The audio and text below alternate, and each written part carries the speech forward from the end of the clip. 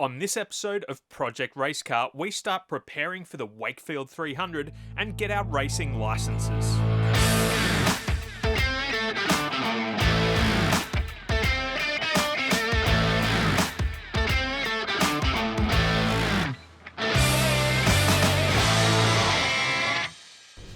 We're entered in the 300 at Wakefield. Are you ready for this? No. Me neither. Neither's the car. With our entry into the Wakefield 300 submitted, we called in our resident mechanic Jono to plan what needed to be done before we could race. So what's the realistic chance of getting this done before the Wakefield 300? How long will we have? Well, it's not this weekend, it's the weekend after, so... Do you really need to change the oil filter before the 300? All good? You haven't done much. No. Because half of the effort to get the motor out is to take the exhaust off, which we already have to do. Yep. We're going to have to pull all this, you know what I mean? Like there's so many things we're now looking at doing that it kind of just makes sense. While the motor's out, we can take the gearbox off and just see how the clutch is. Because we haven't looked at any of that stuff. No, so we haven't. I think it's a good idea just before we go into an enduro to know where all those other bits and pieces are. Yeah. Because we might pull the clutch out and realise, oh, it's on its last legs. We can slap a new one in and it's no problem. Yeah. Now the question for this is, do we do this next week after the Saturday thing? Yeah, I think so. So we leave a few days. Yeah, because I've got to prep my one. Yeah. Which gives me this week I'll prep mine, and then next week we can do this. Okay, sweet. That's the other thing that we're going to have to sort of do some practice on this week and next week is driver change. Yes. So you need to sort of work out who's going to start the race. Yeah. And it'll probably be Dan. So if he's starting, so he'll start. Getting out, you getting in. Yeah. We'll have to work out. Because we'll only do one driver change, right? Likely, yeah. Yeah. The more it's just instinct knowing how to get in and out, the more you can keep your mind ready for dealing with the variables. Yeah.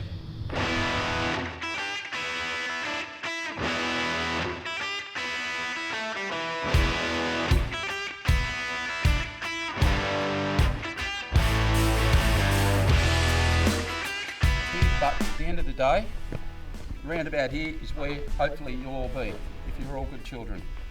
So over there, near that wall, is not the place to be. That guarantees a slow lap. If you're in this area, where you will end up at the end of the day again, this is a place to be. So if you can try to get there earlier on, it makes it much better for you. And you'll understand why once you've done it a few times. So around this area is a nice place to be. However, you go high and cut in, or you follow it and go out early. You guys figure it out. After processing some mental notes from the track walk, it was time to get out and give the car a good run around Pheasant Wood.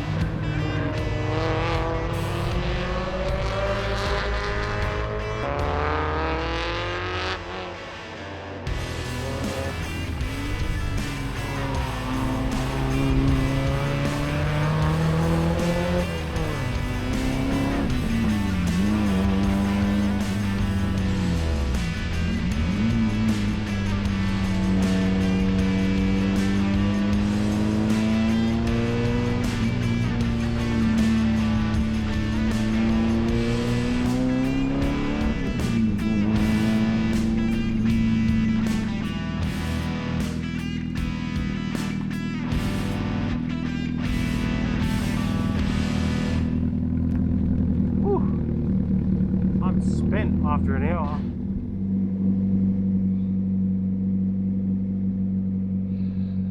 Keeps fun little track.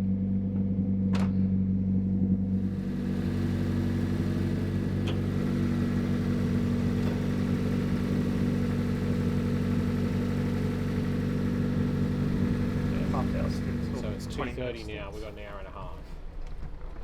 So that's 2 more 20-minute stints each with enough time to stop and swap over. Yeah. Or until we run out of fuel. Once we run out of fuel, we've got no more fuel. So. Oh, yeah, I think we're pretty low actually. Yeah. It didn't surge or anything, but at one point it was on 4. Yeah, right. But then it goes up to 20 and then...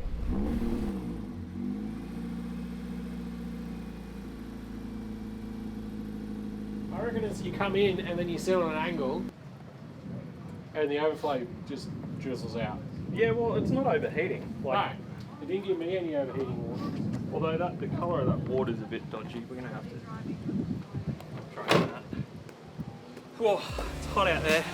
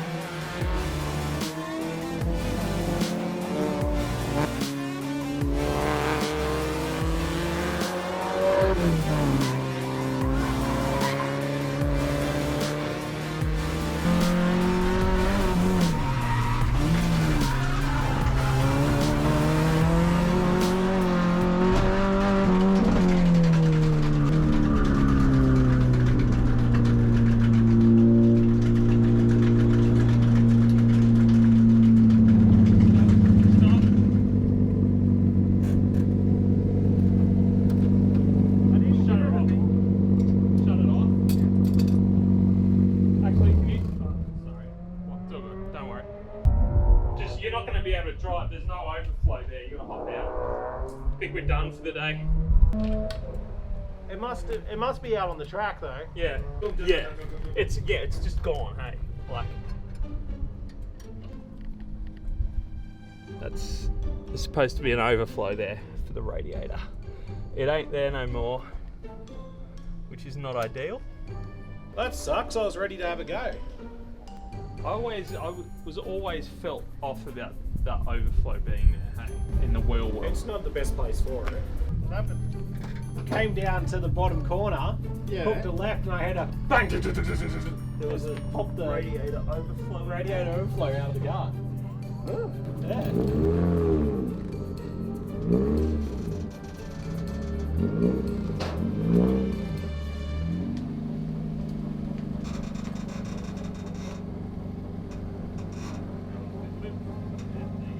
I got it. Ah, there it is. This will be yours, won't it? That would be ours, I suppose. It's probably not worth anything now. Well, I suppose Thank you. it's a good idea to put them on after the Nissan one worked so well. That's I think that's done and dusted. yeah. But But that would have been what the noise was. I reckon You reckon? it's had a major catastrophe, major vomit.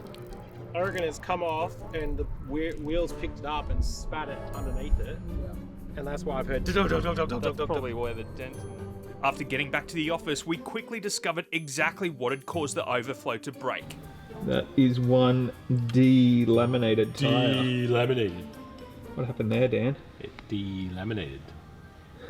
D. So we got our licenses, now we just needed to get the car ready, and it was time for the Wakefield 300.